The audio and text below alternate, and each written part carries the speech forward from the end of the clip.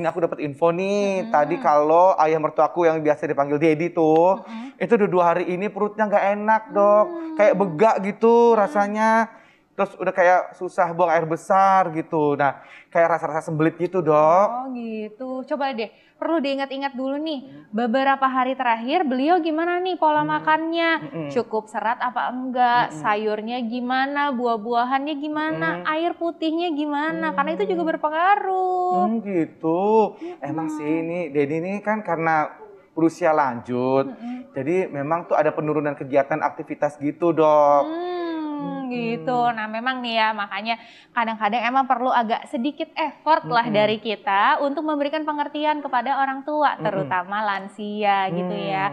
Meskipun memang sudah tidak muda lagi nih ya orang tua kita atau lansia, tapi tetap wajib kudu untuk melakukan aktivitas fisik yang ringan-ringan aja, olahraga boleh gitu ya. Kayak misalnya senam, berenang, terus atau sekedar jalan-jalan santai juga boleh. Karena memang olahraga secara rutin itu terbukti dapat membantu meningkatkan sistem metabolisme tubuh kita dan juga sekaligus menyehatkan sistem pencernaan kita gitu.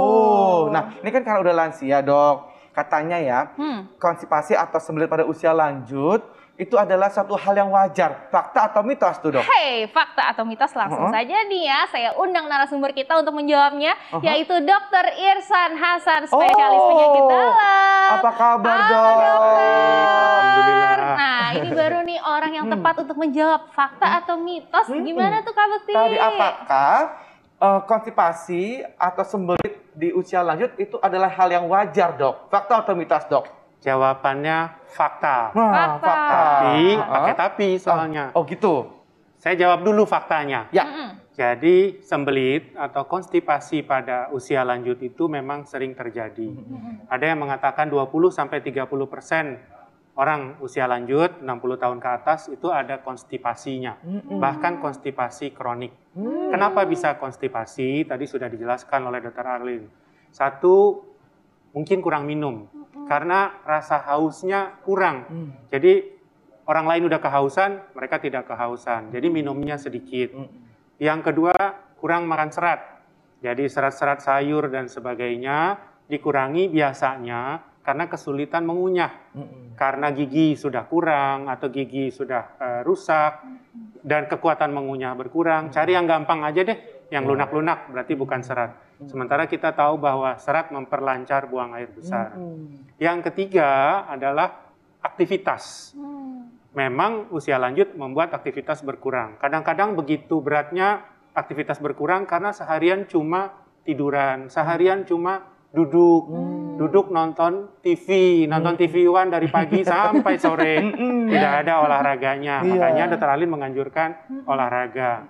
Yang keempat adalah penyakit dan obat-obatan. Beberapa obat ternyata juga membuat sembelit. Nah, kombinasi ini membuat memang orang tua lebih rentan untuk mengalami sembelit. Nah, kalau pertanyaannya wajar nggak ini? Ya tentunya tidak wajar. Tetapi yang dikatakan tidak wajar itu biasanya kalau sudah kronik. Kronik itu ada yang mengistilahkan di atas 3 bulan, ada yang di atas 6 bulan. Tapi kalau mertuanya Bekti tadi baru 2 hari, ini belum kronik. Jadi mungkin masih bisa dikatakan wajar. Oh baik. Nah Dok, ini kan dokter bilang soal obat yang dikonsumsi. Nah ayah mertuaku ini memang rutin mengkonsumsi obat gitu, Dok. Nah katanya itu adalah penyebab sembelit atau konstipasi, Dok. Fakta atau mitos tuh, Dok? Itu jawabannya fakta. Nah kita balik lagi ke istilah sembelit atau konstipasi. Sembelit atau konstipasi adalah kesulitan buang air besar. Nah, sembelit sendiri ya ada macam-macam kriterianya atau gejalanya. Satu tadi BAB-nya susah.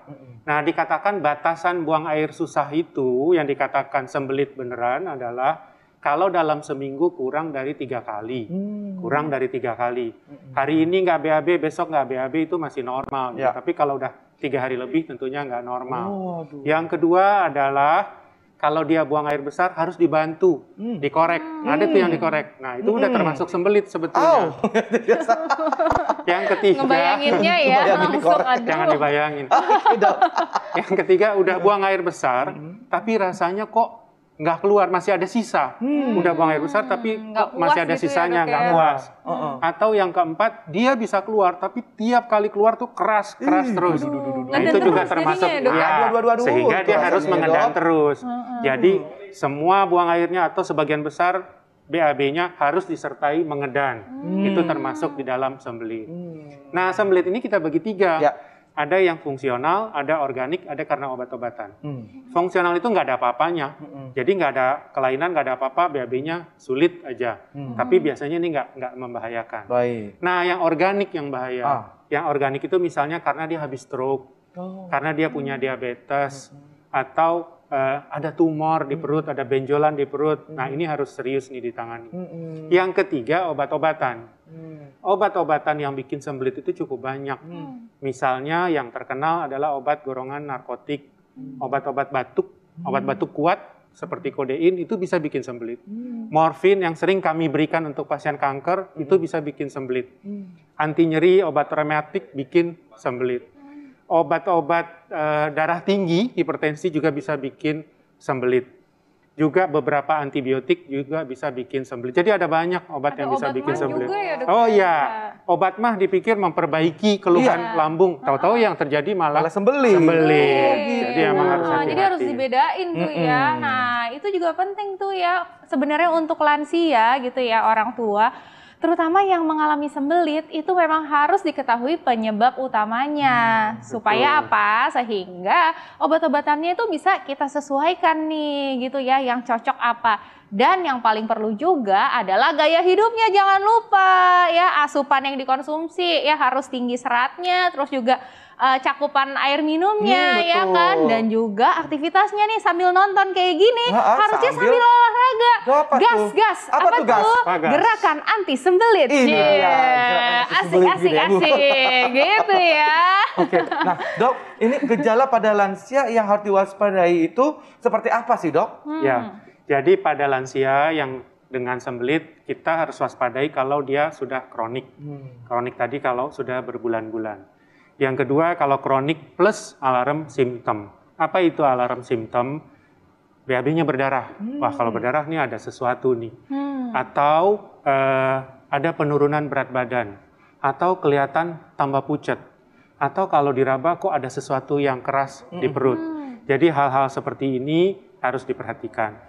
Sebetulnya pada tahap yang ringan, boleh diatasi pakai obat-obat pencahar. Tapi kalau sampai obat pencahar pun tidak mempan, ini pun harus diwaspadai.